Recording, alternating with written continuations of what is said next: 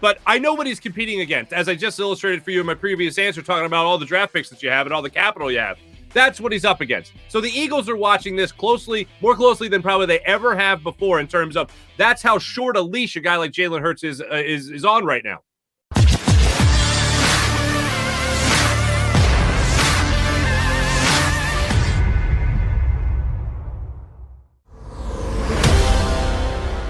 Birds 365 on a Wednesday morning with Jody Mack and John McMullen. Joe Kraus sitting in the chair. Thanks a million for joining us here on a Wednesday. I don't often get a chance to go prime time on the JAKIB Media YouTube channel, but when I do, I like to bring out the heavy hitters. Marc Farzetta will join us now to kick off hour number 2 here on Birds 365. Farzy, appreciate you, man. Thanks for coming on. I appreciate you. Thanks for having me on, Joe. I've never seen your setup before. Are you running for office or something? I think I voted for you yesterday, actually. That's one hell of a setup. Also, thanks for having me on after Barrett. So I can tell your audience everything that guy just said was complete BS. So now hear this. So we'll get into the Eagles conversation. We're going to get into all of that. Marc Farzetta, of course, the Farzy Show Monday through Friday, plus the live post-game show with Marc Farzetta, Derek Gunn, and Devin Caney following every Eagles game here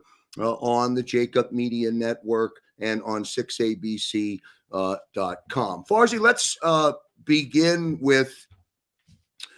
start with the end of the NFL trade deadline yesterday and go a little bit below the surface on that. And then we'll get into and start to talk about Nick Sirianni and the Chargers game coming up on Sunday.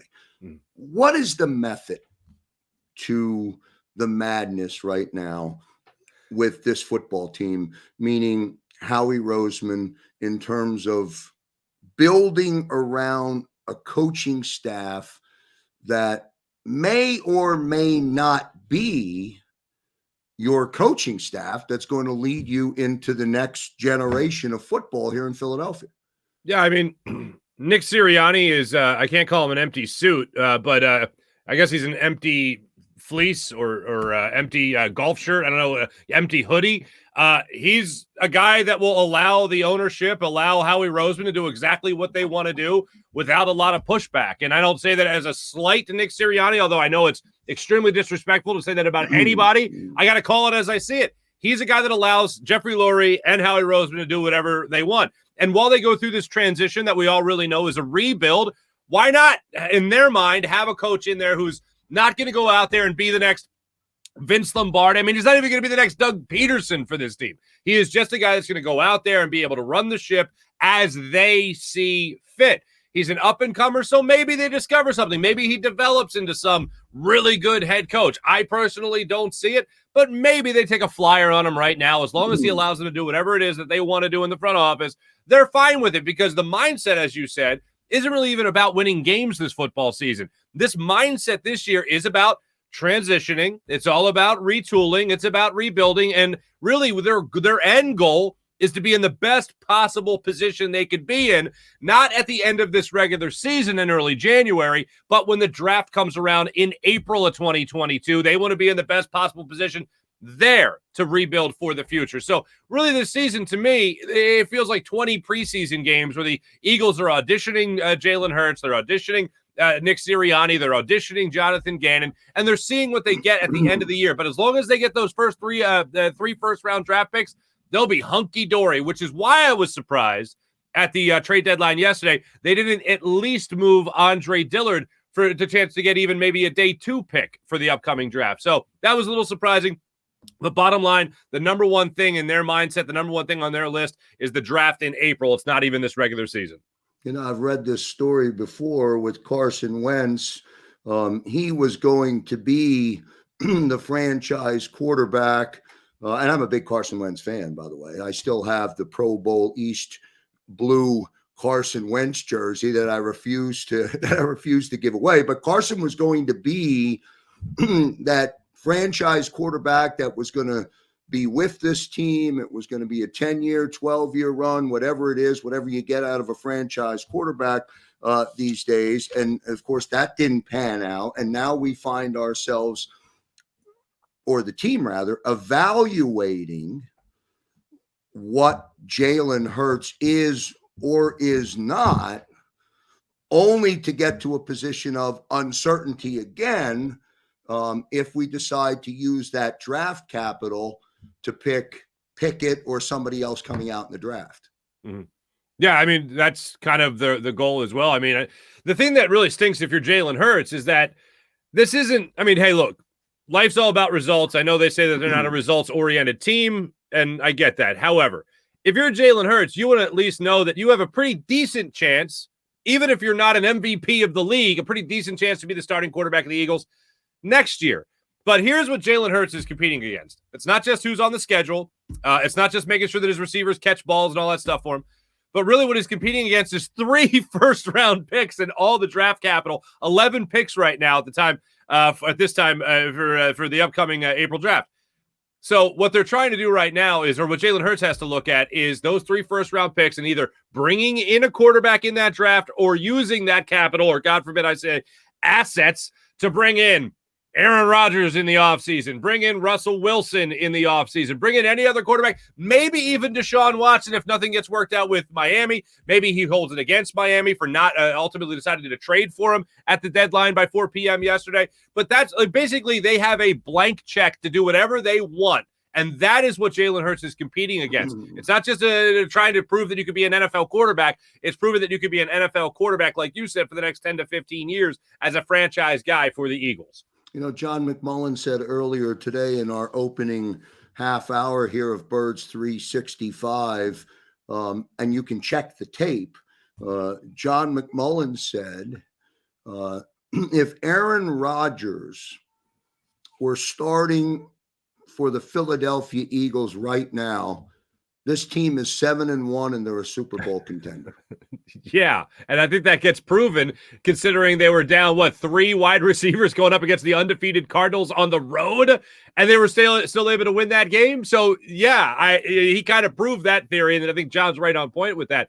I mean, a quarterback in the NFL, I always find it funny that this quarterback coddling that's emerged over the last couple of years. And it really started with Carson Wentz. And I'm not just talking about with the franchise. I'm also talking about with some fans where you can make a totally legitimate point like, hey, Jalen Hurts should have made that throw. He shouldn't have thrown behind Devontae Smith like he did against the Raiders. Oh, but we're talking about it's not on Devontae. It's not on Jalen Hurts. How could you say that on the quarterback? He's going to miss throws. Yeah, I get that.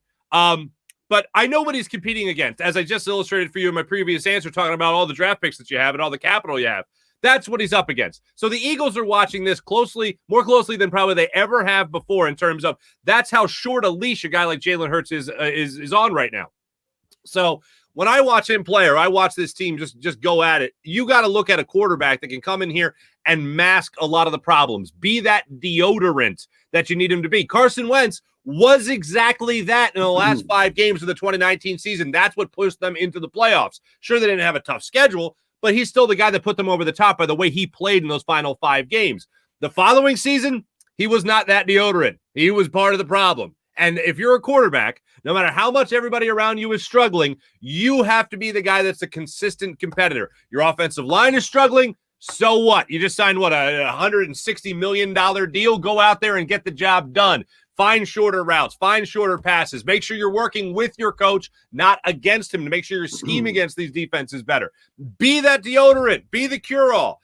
And right now, the Eagles don't have that guy on this roster. You bring in a guy like Aaron Rodgers or Russell Wilson, you can be that cure-all. As long as you're not part of the problem, you're only helping towards the solution, you can be a franchise quarterback and really mask a lot of errors on a team. You know, I mentioned the live post-game show, Farzy. You get a chance to immediately react as soon as the game ends. So you've got a nice body of work evaluating this team 8 games into what is now a 17 game season. So in theory, we're at the midway point for this football team. What do you see? What do you see from the head coach? What do you see from this 3-5 football team? I mean, I still see a coach that's in over his head, and I don't fault him. I have never been at a point this early with a head coach. Even with Doug Peterson, people say, "Oh, people rip Doug Peterson." I really didn't. I liked Doug Peterson from the start. I actually, before he was hired, before he was even rumored, I said Eagles should probably give a look at Doug Peterson. I also like Sean McDermott a lot. That would have been a nice guy to come here as well. A nice guy to have as your head coach. He's doing a good job in Buffalo. Didn't win a Super Bowl yet, but he's still a pretty damn good head coach. But when it comes to Nick Sirianni, I still see a guy that's in over his head. I'm glad that he did exactly what he was supposed to do against the Lions. I'm glad that he beat the Lions better than any team beat the Lions this year. And there's obviously every team has beat the Lions this year that they've played, but he beat them better than the Packers did. He beat them better than the Ravens did. So that's all. That's great. Even better than San Francisco, who at the start of the season looked like they could actually do something this year. But you look at what Nick Sirianni has done. Nothing has really jumped out to me to overly impress me. He doesn't seem to have a great command of the locker room. And when I see him in the locker room with his speeches, I just don't get it. I know people made a lot of there was a lot to do about Jason Kelce breaking down the locker room speech after the Lions win with the roots on three. And I really feel, and I ran it by my good friend Hugh Douglas, who I have on the show every Tuesday, and he got the same vibe I did, where he wasn't necessarily breaking them. You know what I'm saying? With the coach, he was more or less doing something in jest. There was a little tongue in cheek there, and you heard the guys laughing. It was odd to me. And when I read the quote, I thought, hey, that's great. He really is being taken in by this locker room. They're really supporting their head coach. And then I watched the video, and I thought, maybe not as much as some people might be leading on. But I just think he's in over his head. I'm eager to see what they do against the Chargers. Look, the Lions had, I believe, the second worst run defense in the league. So they ran the ball on them, and it worked. The Chargers have the worst run defense in the league. So they better run the ball against it because guess what? It's going to work. So I want to see that happen again. Beat teams that you should beat. This is a winnable game against the Chargers. Eagles have it at home. I know that they're not exactly favored in this one, but the Chargers are coming into town with a defense that the Eagles should be able to exploit. Jalen Hurts so far hasn't gone out and just taken the reins as this is definitely the guy that you have to have back. Press conferences, what he's got going on between the ears, confidence, he's everything you want in a franchise quarterback. The other part, the part that matters the most, what happens on the football field, I don't think he has earned the right to be the franchise guy going forward. I still think I started the season with the mindset of he's Mr. Right now. He's not Mr. Right. I still think he's in that same category. He hasn't been leap and bounds better than I expected this year, and that's what he needed to be to even think about next year. I mean, you can even talk about the Eagles going in the tank the rest of the season. Next thing you know, Gardner Minshew's getting reps for the last couple of games of the season. I mean, that could very well happen. So Jalen Hurts hasn't overly impressed me. He's impressed me more than Nick Sirianni has impressed me. Jonathan Gannon's defense, same thing. You saw the adjustments in this game. You saw them get aggressive. You can be aggressive as well against Justin Herbert, try to force him into some mistakes. I want to see that from him. But really, this just looks like an era of Eagles football that I think we all have to grit our teeth, push through before the next head coach comes in here, possibly the next front office comes in here, and that's where this team can really start thinking about getting back to a Super Bowl championship. Whew, man, sounds like a long road in front of us. Marc Farzetta joining us here on Birds 365 with Jody Mack and Johnny Mack. In for Jody Mack, Joe Kraus manning the chair with Marc Farzetta. You can follow Marc at Marc Farzetta on Twitter. So don't forget to do that. Certainly a good follow. I'm curious, Marc, as to your evaluation of Nick Sirianni. To me, sounds like you have zero confidence. Oh, did I lay it on pretty thick? In his ability to win games that fall on the coach. In other words, he gets caught up in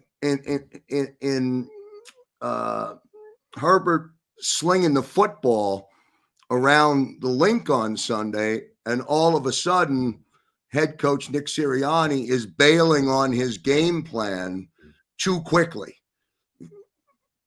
Your thoughts about him and his ability to be able to coach on the fly? It doesn't sound as though you feel as though that to be one of his strengths. No. And really, when you talk about game plan, I really look at what the team does in the first quarter and a little bit of the first half, because first quarter is your game plan. Second quarter, you're making adjustments. Second half, you're certainly making adjustments.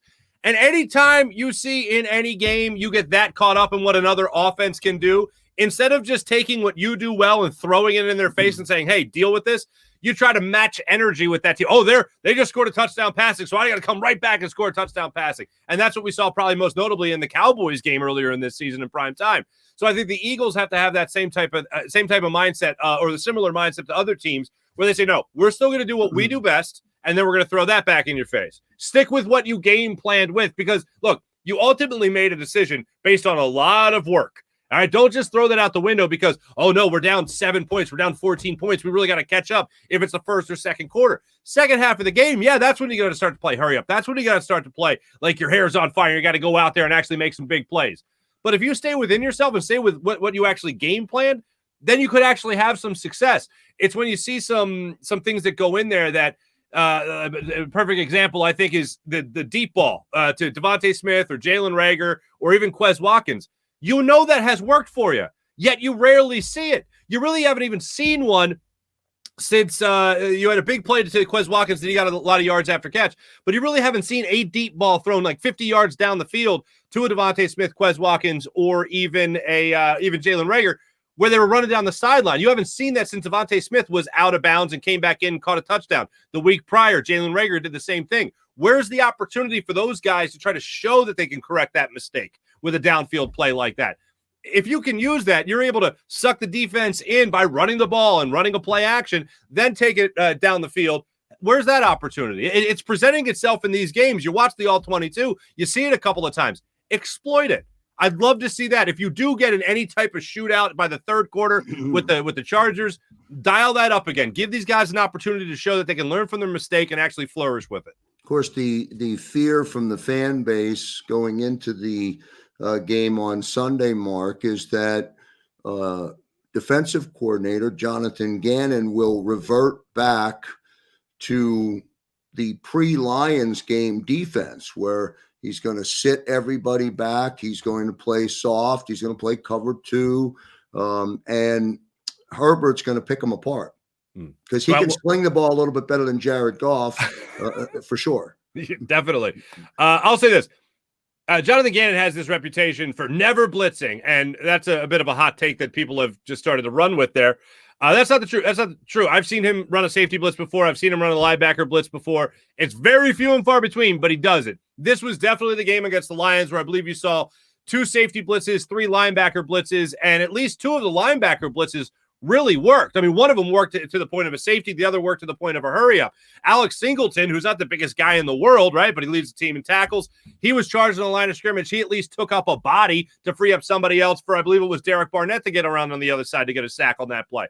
You can do that to just try to take up a body at the line of scrimmage. That's what blitzing is all about. Hat on a hat or one more hat than they have on the offense, or excuse me, on the line of scrimmage. So give that an opportunity. Be aggressive. A defense should not be sitting back waiting for the offense to make a mistake. That should not be a defense. A defense should be a defense that actually causes mistakes to happen. You can't just sit back and hope for every drive to be 10 to 15 plays where their offense is either going to fumble the football or they're going to throw an interception, turn it over, whatever it might be, or just not be able to run a play to gain a lot of yards finally, and then you hold them to a field goal. A defense should actually cause mistakes. And that's what you did against the Lions with Jared Goff. You caused mistakes to the tune of 6 sacks and a fumble return for a touchdown.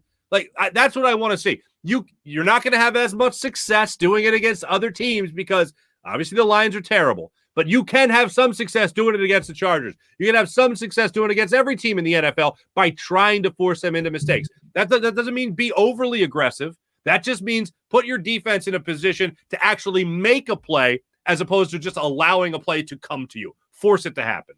You know, there was a lot of conversation, Mark, yesterday right before you got to 4 o'clock and what was the official end of the NFL trade deadline, you know, about Fletcher Cox, you know, being traded. He was going to be moved. The Raiders were interested. Teams were interested. They ultimately, as we know, didn't make that trade. But I don't feel as though Fletcher, maybe he is today, but I don't feel as though Fletcher is happy with the defense. And I think we saw that following the not the Detroit game, but following the game before the Detroit game, which was the Raiders, where Fletcher spoke out. Yeah, I mean, I don't think he's happy here. I mean, I think that goes without saying. I don't think he's happy with Jonathan Gannon's defense. I think that holds him back a lot. I think Fletcher Cox is also up there in age. I think he's got a lot of mileage on him as well for, 32 years old. Apparently, he doesn't play screens, even though he did play a screen rather well against the Lions. He actually made a play. I guess he was an intern on that play. They didn't have to pay him for it. Here's what surprised me. It surprised me that Fletcher Cox, it doesn't surprise me that Fletcher Cox, that they were getting calls on him in the front office because he's a good player, trade deadline. Eagles don't look so good, so of course they're going to get calls. What surprised me was on trade deadline day, on Tuesday, yesterday, prior to 4 p.m., like you said, the reports started to come out that the Eagles were aggressively shopping Fletcher Cox. And I thought, oh, that's interesting. Did you just restructure his contract? What's the cap hit on that? So you're already taking a cap hit with Carson Wentz. Now you're going to take another huge cap hit with Fletcher Cox? That doesn't make any damn sense. So that's just, I guess, Howie trying to get something out there where you're maybe just going to move on from a guy who's not really disrupting things the way he did on the field, but certainly disrupting them in the locker room. Maybe that was a little bit of a panic move by Howie to try to get something done, but he ended up not pulling the trigger to officially panic. But I wasn't surprised they were taking calls. I was surprised to see the reports out there that they were aggressively shopping Fletcher Cox. Yeah, wow, interesting stuff. The story ends. Fletcher will be an Eagle for life, perhaps, or at least until the next offseason. Maybe it'll be a good thing for Fletcher to get shaken up a little bit, where he was dangled out there a little bit, because I think he wants to stay here. He's got a life here. I'm pretty sure his girlfriend's from here, so I think he wants to stay in this area to at least play out the rest of his career, or until the next contract comes. But I don't think he wants to move. I don't think he wants to leave. I think he wants to stay here. He's won a Super Bowl. He loves it here. I just think he doesn't necessarily love Jonathan Gannon's defense. But maybe this will be a moment where he feels, and believe me, I'm rooting for this. I'm not betting on it. Maybe it'll be a moment where he goes, all right, they were going to trade me. I got to show that I really want to stay here. So that maybe that's where they go. Maybe that's what he does. All right, good stuff from Marc Farzetta. Farzy, before I let you go, tell me how you see the game playing out on Sunday. Do we have a legitimate chance? Do the Eagles have a legitimate chance? I think you think they do. Tell me why. Are the Eagles going to win, or could they win Sunday at the Link against the Chargers? Could they? Sure, they could win. Why not? They could win. They're not. But here's what I got. I think they definitely have a chance to win this game. If they do X, Y, and Z, if they stick to the run against a defense that cannot defend the run, even if they start putting 8 guys in the box, you still have to run against 8 men in the box just once or twice, just to make them think that you can do it, so you can sell play action later in the game. But bottom line is, here's how I see it playing out.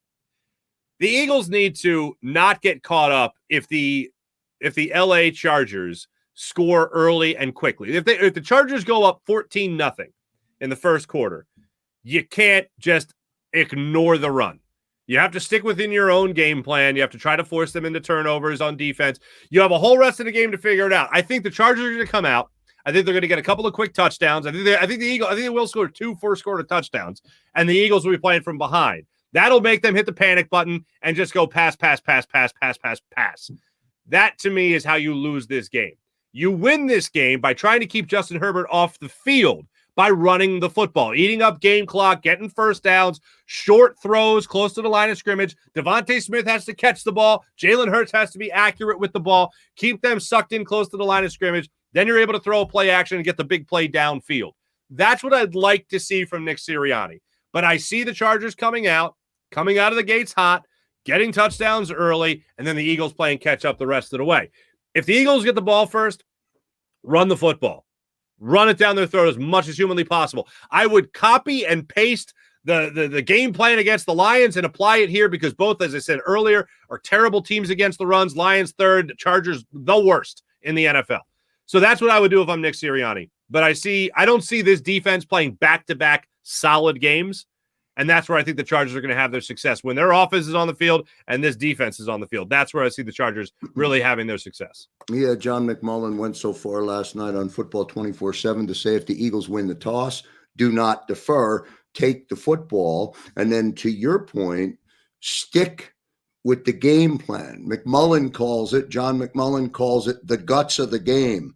Stick with your game plan, even if you're down, Farzy, as you said, by 2 touchdowns. But Sirianni's reaction is to vacate the game plan and start playing from behind right away. Yeah, he doesn't lead. Like if he dances, I think he lets his wife lead. Like, I think, like, you can't do that. You got to stick with the game plan. You got to stick with what you planned going into it. And that's what I want to see ultimately against the Chargers. Like, you did all this work for the whole week. For what? Throw it out the window in the second quarter? Or if you go down a little bit early in the game? Like, don't do that. Try to lead. Try to stick with what your gut told you going into it. Stick with what your coaches told you. You always talk about how great Shane Steichen is as your offensive coordinator, Jim Bob Cooter as an offensive consultant. Like, you talk about all this great stuff these guys do, all these great minds that you have on offense. Use them. Use all the research. Use all the work that you did leading up to the game. Go out there and accomplish that goal. You know what? Please go out there and win, because as someone that grew up here, like, Joe, you know how it is. You go out there and you root to be wrong.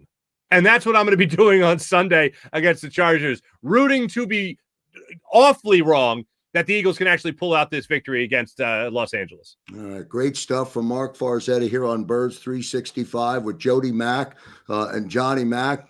Checking in on Football Wednesday. Marc Farzetta. Again, catch the Farzy Show tomorrow morning on YouTube. Follow Mark at Marc Farzetta. Farz, appreciate it, brother. Thank you much, man. Congressman Krause, thank you for having me on. Good stuff from Marc Farzetta joining us here on Birds 365. Special thanks to Barrett Brooks and also John McMullen as we roll into our final commercial break here on Birds 365. On the other side of the break, Derek Gunn and Rob Ellis taking us home on Birds 365.